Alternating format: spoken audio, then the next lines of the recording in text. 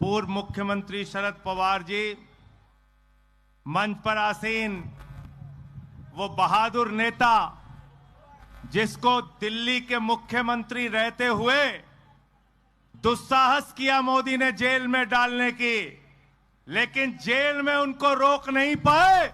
आज जनता जेल का जवाब वोट से देने के लिए तैयार है। आदरणीय मुख्यमंत्री अरविंद केजरीवाल जी मंच पर मौजूद एनसीपी के, शिवसेना के, कांग्रेस के, आम आदमी पार्टी के, समाजवादी पार्टी के, इंडिया गठबंधन के सभी नेतागण, साथियों और दोस्तों, जब हम लोग आए तो यहां पर हमने छत्रपति शिवाजी महाराज के प्रतिमा पे माल्यार्पण किया। छत्रपति शिवाजी महाराज ने एक ही शिक्षा दी है, एक ही संदेश दिया है, गद्दारों को माफी नहीं, गद्दारों को।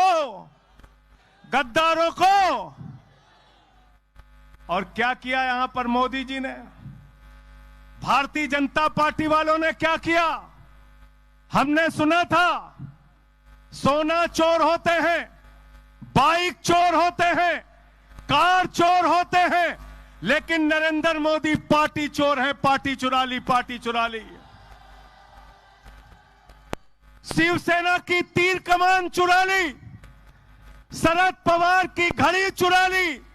ये जितने घड़ी चोर और तीर कमान के चोर हैं, इनको शिवाजी महाराज का संदेश समझा देना और इनको चुनाव में जमानतें जब्त करके बताना कि महाराष्ट्र में एक भी सीट भारतीय जनता पार्टी की और ये जो शिवसेना इनकी आने वाली नहीं है। आज शिंदे साहब की शिवसेना के लिए मजाक उड़ता है, विधानसभा में नारे लगते हैं 50 खोके एकदम ओके, 50 खोके एकदम ओके। भारतीय खोखा पार्टी है ये लोग, भारतीय खोखा पार्टी। इसलिए मैं आपसे कहने के लिए आया हूं, अपील करने के लिए आया हूं, देश के प्रधानमंत्री अलग अलग चुनाव के चरण में लगातार हारते जा रहे हैं, इसलिए उनका अपनी जुबान पे कोई कंट्रोल नहीं है, भाषा पे कोई कंट्रोल नहीं है। शरद पवार जी को भटकती आत्मा कहते हैं, उद्धव ठाकरे को नकली शिवसेना कहते हैं। मरने की कामना कर रहे हैं शरद पवार की, जिनकी उम्र 84 साल है। अपने वोट की ताकत से जवाब देना कि शरद पवार का, एनसीपी का, महाराष्ट्र का, मराठी लोगों की कितनी ताकत है। हम तुम्हारी जमानत जब्त कराएंगे और एनसीपी की ताकत बताने का काम करेंगे, इंडिया गठबंधन की ताकत बताने का काम करेंगे। मैं यहां पर इसलिए भी आया कि पूरा भिवंडी का इलाका यूपी के लोगों से, बिहार के लोगों से भरा पड़ा है।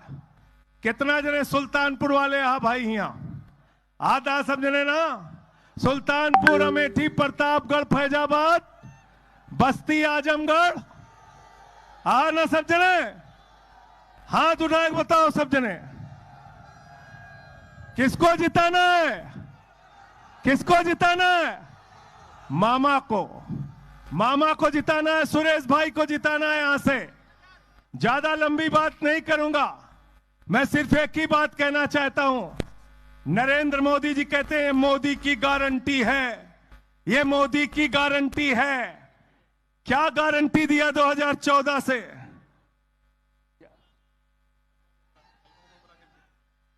क्या गारंटी दी? अच्छा, इसके बाद मुझे मुमरा की सभा में जाना था, मैं नहीं जा पा रहा हूं। जितेंद्र अवार्ड जी से माफी चाहता हूं। आप सब लोग मुमरा की सभा में पहुंचिएगा और वहां मसाल है, मसाल पे वोट दीजिएगा उस लोकसभा क्षेत्र में, यह भी आपसे अपील करना चाहता हूं। साथियों और दोस्तों, मोदी जी कहते हैं हमारी ये गारंटी है, ये गारंटी है। 2014 से मोदी जी ने जितने वादे किए, एक भी वादे पूरे नहीं किए। पहले कहा 2 करोड़ नौकरी देंगे, झूठ बोला। फिर बोले महंगाई कम करेंगे, झूठ बोला। फिर बोले काला धन लाएंगे, 15 लाख देंगे, झूठ बोला। फिर बोले 15 अगस्त 2022 तक पक्का मकान देंगे, झूठ बोला। मैंने नरेंद्र मोदी जी से कहा, मोदी जी आपकी एक ही गारंटी है, झूठ बोलने की गारंटी, झूठ बोलने की गारंटी है। नारा देते हैं 400 पार, 400 पार, 400 पार। गए बंगाल में, कहने लगे 200 पार, 200 पार, 200 पार। वहां आई 73 सीट। आए महाराष्ट्र में, कहने लगे 150 पार, 150 पार, 150 पार। आई 105 सीट। गए कर्नाटक में, कहने लगे 130 पार, 130 पार, 130 पार। आई 65 सीट। गए दिल्ली में, कहने लगे 45 पार, 45 पार, 45 पार। आई 8 सीट। गए हरियाणा में, कहने लगे 75 पार, 75 पार, 75 पार।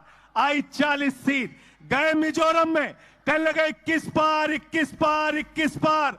आई 1 सीट। अब करें 400 पार, 400 पार, 400 पार। जनता करे तड़ी पार, तड़ी पार, तड़ी पार। तड़ी पार करना है कि नहीं करना है? इनको करना है, करना है ना। ये बैठे हैं दिल्ली के मुख्यमंत्री केजरीवाल जी, जेल में डाल दिया इनको।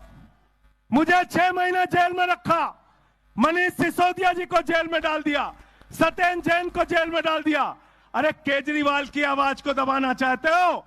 जितनी भी कोशिश करोगे नरेंद्र मोदी जी, अरविंद केजरीवाल और मजबूत होकर तुमसे लड़ाई लड़ने के लिए तैयार रहेगा। आप केजरीवाल को पकड़ के जेल में डाल रहे हो। केजरीवाल तुम्हारी जेल से डरने वाले नहीं है। दिल्ली के लिए बिजली, पानी, शिक्षा, स्वास्थ्य, इस देश का भविष्य बनाने के लिए काम कर रहे हैं। आपकी जेल से डरे बगैर लड़ेंगे और आपको हराने का काम करेंगे। इंडिया गठबंधन की सरकार बनने जा रही है। अंत में यह चुनाव याद रखना, भारत के संविधान को बचाने का चुनाव है। यह चुनाव आरक्षण को बचाने का चुनाव है। यह चुनाव वोट की ताकत बचाने का चुनाव है। अगर गलती से बीजेपी जीत गई तो चुनाव खत्म करेंगे, आरक्षण खत्म करेंगे, बाबा साहब का संविधान खत्म करेंगे। जो बाबा साहब का संविधान खत्म करना चाहते हैं, उनकी राजनीति को खत्म कर देना, उनको जीरो पे पहुंचाने का काम करना। अंत में इन्हीं लाइनों के साथ कि कैसे कैसे मंजर अभी आने लगे हैं और गाते गाते लोग चिल्लाने लगे हैं, बदल डालो अब इस तालाब के पानी को, कमल के फूल तो मुरझाने लगे हैं, कमल के फूल तो मुरझाने लगे हैं। बहुत बहुत शुक्रिया, बहुत बहुत धन्यवाद।